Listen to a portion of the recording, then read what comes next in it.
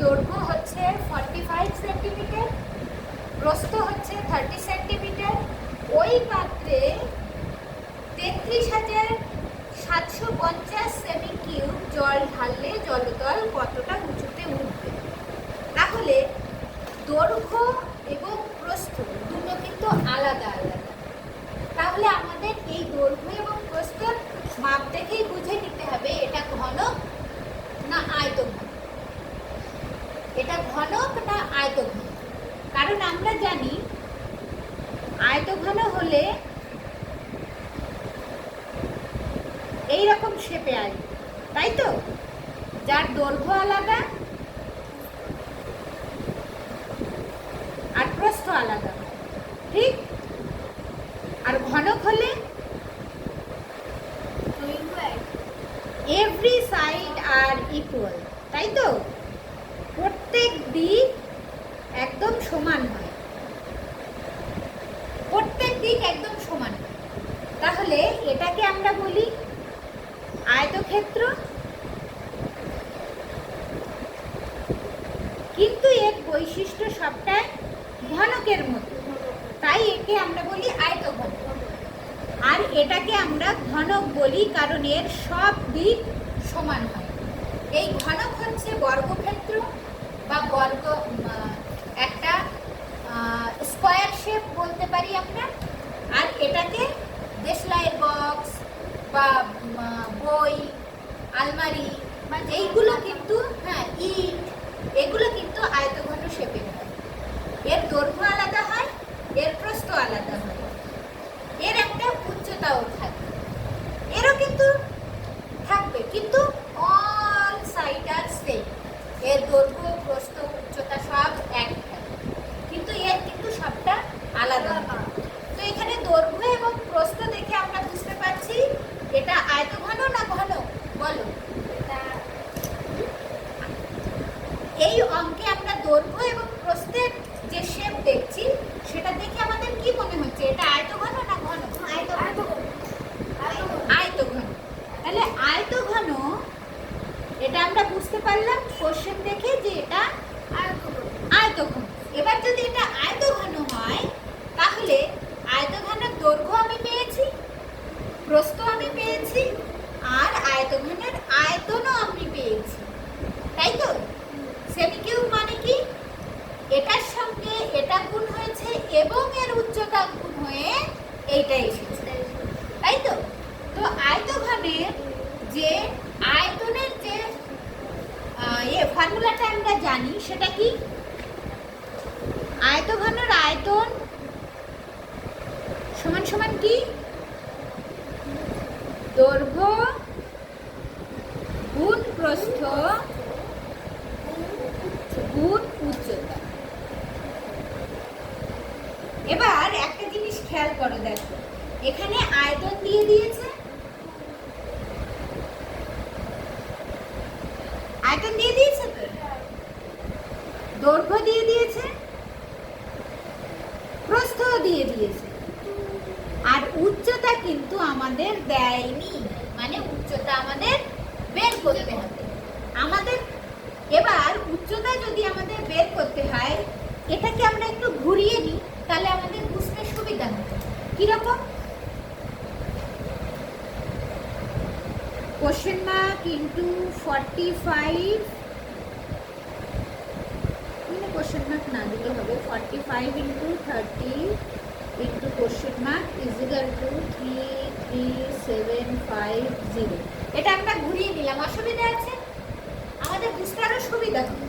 এবার আমরা যদি কোশ্চেন মার্কটাকে এটা আমরা বের করতে চাইছি, তাই তো? অর্থাৎ উচ্চতা, এই উচ্চতা আমরা বের করতে চাইছি। তো উচ্চতা বের করতে গেলে এই দুটোকে আমার এই ধারে নিয়ে যেতে হবে। এবার এই দুটোর সঙ্গে এই উচ্চতার কি সম্পর্ক রয়েছে বলো তো? এই দুটোর সঙ্গে উচ্চতার কি সম্পর্ক রয়েছে? গুণ। যদি এই ধারে গুণ সম্পর্ক থাকে, এই ধারে গেলে কি হবে? ভাগ হবে। আর ভাগ হলে কোথায় চলে যায় ওটা? নিচে। কি এটা ভাগ হলে কোথায় চলে যায়? নিচে চলে যায়। অর্থাৎ 45 ইন্টু 30 হচ্ছে নিচে চলে যাবে, ঠিক? তো 45 ইন্টু 30 নিচে চলে গেলে এবার আমরা এখান দিয়ে কাটাকাটি করলে উচ্চতা পেয়ে যাব। কিভাবে পাবো দেখো, এক তো সবার আগে আমি 15 বা 15 দিয়ে আমরা কাটাকাটি করতে পারবো। আমরা ছোট ছোট অঙ্ক দিয়েও করতে পারি, 5 দিয়ে করতে পারি, কিন্তু 5 দিয়ে করতে গেলে এটা অনেকটা লেন্দি হয়ে যাবে। আমরা 15 ঘরের নামটা জানি, তো যেহেতু আমরা 15 ঘরের নামটা জানি, আমরা এটাও 15 দিয়ে যাবে, এটাও 15 দিয়ে যাবে, এটাও 15 দিয়ে যাবে। তো ওই জন্য আমরা 15 দিয়ে কাটবো, কারণ 5 দিয়ে কাটলে অনেক বড় হয়ে যাবে বিষয়টা। এটা 3 15 45 আর ওটা 2 3 15 45 তো। এবার এটা আমরা 15 দিয়ে কাটছি কি করে দেখো, মুখে মুখে একদম, আমাদের কিন্তু বাইরে গিয়ে কিচ্ছু করা লাগবে না, এখানে আমরা পুরো মুখে মুখে করব।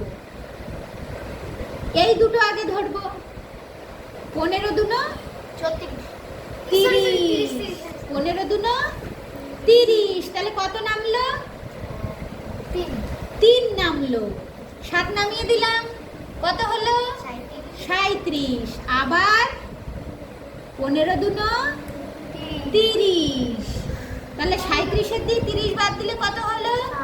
7 নামলো, 5 নামলো, তাহলে কত হলো? 75 75 নামলো। শুভজিতের মাথা খারাপ হয়ে গেছে, 75 নামলো। তো 75 যেহেতু কবার যাবে, এখানে 15 কবার যাবে? 5 বার, 5 15 75।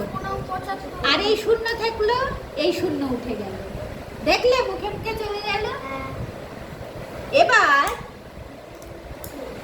এবার এটা 3 দিয়েও যাবে, এটা কি আর 15 দিয়ে যাবে?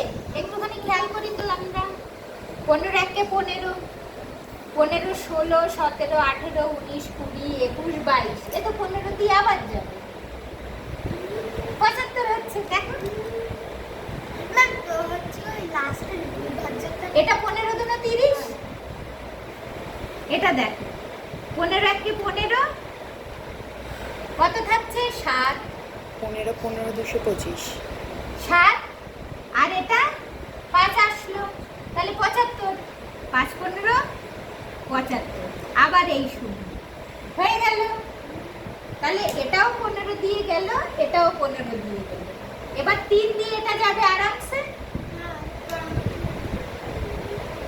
কত? 5 3 এ 5 15, 3 এ 5 15, আর এই শূন্য, এই 2 দিয়ে আবার যাবে, 25 দুনো 50, আবার 5, তাহলে উচ্চতা সমান কত হচ্ছে? 25 সেন্টিমিটার, তাই তো? 25 সেন্টিমিটার। তাহলে এখানে আমাদের দৈর্ঘ্য দিয়ে দিয়েছিল কত? 45 সেন্টিমিটার। প্রস্থ দিয়েছিল কত? 30 সেন্টিমিটার। উচ্চতা তাহলে আমরা কত পেলাম? 25 সেন্টিমিটার। আর আয়তন কত ছিল? 3 3 7 সেমি কিউব। এই সেমি কিউব কেন আসে? কারণ এই 3টে সেন্টিমিটার, তাই এটা সেমি কিউব। বোঝা গেল? সেমি কিউব মানে 3 সেন্টিমিটার। আচ্ছা, আমরা বর্গ কখন ইউজ করি? আমরা বর্গ সেমি কখন ইউজ করব? যখন দুটো সেন্টিমিটার থাকবে। যখন 2 সেন্টিমিটার থাকবে, দৈর্ঘ্য এবং প্রস্থ যদি আমরা গুণ করি তাহলে বর্গ সেন্টিমিটার হবে। আর যখন দৈর্ঘ্য প্রস্থ উচ্চতা 3টে গুণ করব তাহলে হবে ঘন সেন্টিমিটার। বুঝতে পেরেছো? আমি মিটার বলতে ক্লিয়ার? তাহলে ঘন সেন্টিমিটার কখন হচ্ছে?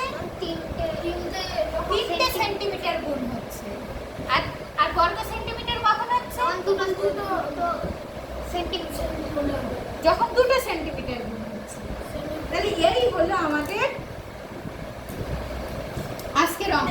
আচ্ছা, তাহলে জলতল কত উঁচুতে উঠবে?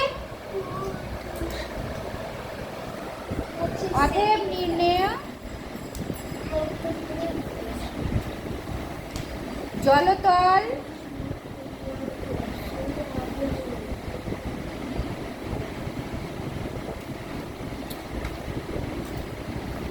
পঁচিশ সেন্টিমিটার উঁচুতে